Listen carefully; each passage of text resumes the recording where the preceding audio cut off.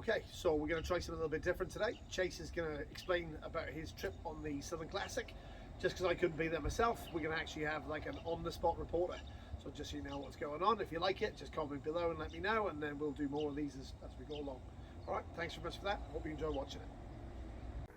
Hey, my name's Chace Ambrose, and Ben wanted me to talk to you guys about the roller coaster ride that was my getting in the Southern Classic for this year. Now, the Southern Classic, if you're not familiar, is an event put on by Taylor Hall. It's basically a recreation of the run from Smokey and the Bandit. We start at the fairgrounds in Jonesboro, Georgia, where they shot the opening of the film. Run to Texarkana to one particular gas station, get Coors Banquet, and come on back. And it's a great event with some really great people. So in 2022, I did this run in my modern General Lee because during that time, modern cars were still somewhat allowed in their own class. That's no longer the case because the spirit of the event, which I completely agree with, is to have cars that could have run during the Smokey and the Bandit years. So this year, my friend Fred Timmons was going to have me co-drive with him in a Dodge that he was building. He had one small problem.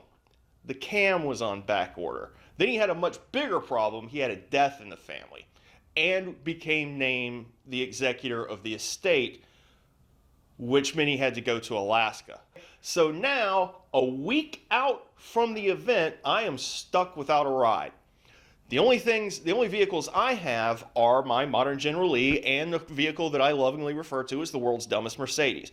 And unlike many people that do this for a hobby, I am not completely liquid all the time. In fact, I'm usually not liquid. Anyway, I went to try to find someone that would trade me for my Mercedes, and I had one heck of a time trying to get that done. I had several people in the community helping me. Nobody wanted it. I'm actually still trying to trade it away, and I also have it listed for sale for a pretty reasonable price, I feel. We're getting days before the event. I don't have a team. I don't have a vehicle. So we meet at the Varsity Friday. It's Thursday night. I had been at Bradley's helping him with his Trans Am, had a family emergency, had to leave and come home back to Macon. We get the situation handled, and then we go out to eat at a Mexican restaurant, and my phone goes off, and it's Taylor Hall. And there's an important lesson if you are getting into the cannonball community or want to get into the cannonball community. There are certain people, Ed Bolian would be one, Travis Bell would certainly be one, and Taylor is one as well. When they call you, you answer and you say yes. And that is exactly what happened here. Taylor called, he said, "Hey, are you still looking for a ride? Because I might have somebody that needs a co-driver." And I said yes. So I call him, and we had never met before. We had never spoken on the phone before. I asked him what vehicle he's running. It's a Chevy C10, 6-speed transmission.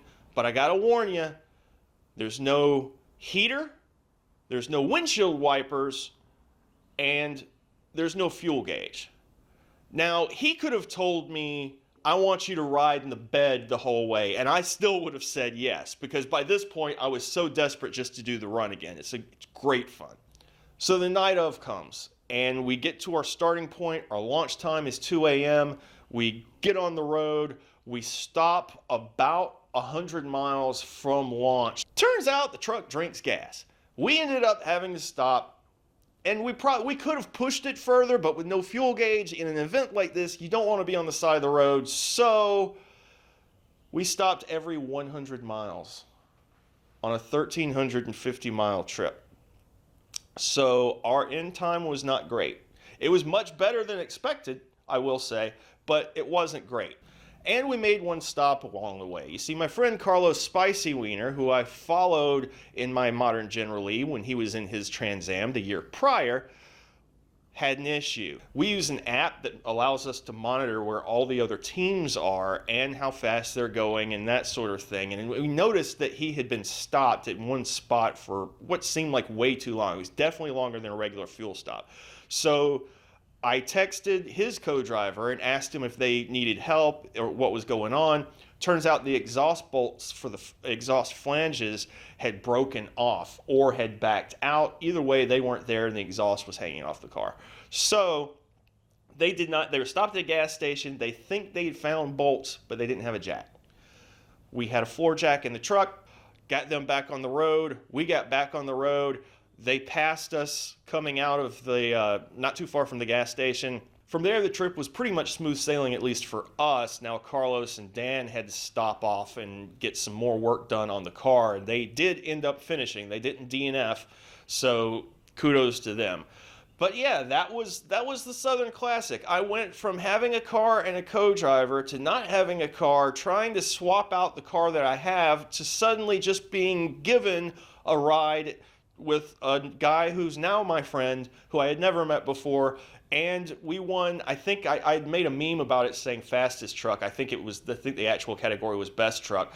Footnote to this story, there was sort of a celebrity vehicle there as well. Travis Bell came in his replica Cannonball Run ambulance, and it completed the event. That thing has tried to complete events in the past, and so far, unfortunately, had been unsuccessful. But now we consider the curse broken, so kudos to Travis. I'm really glad I got to see this thing in person. I've been an admirer of it from afar for years, and an admirer of Travis. He's a great guy. I've known him for years, but only online. This was our first interaction together. So, great event.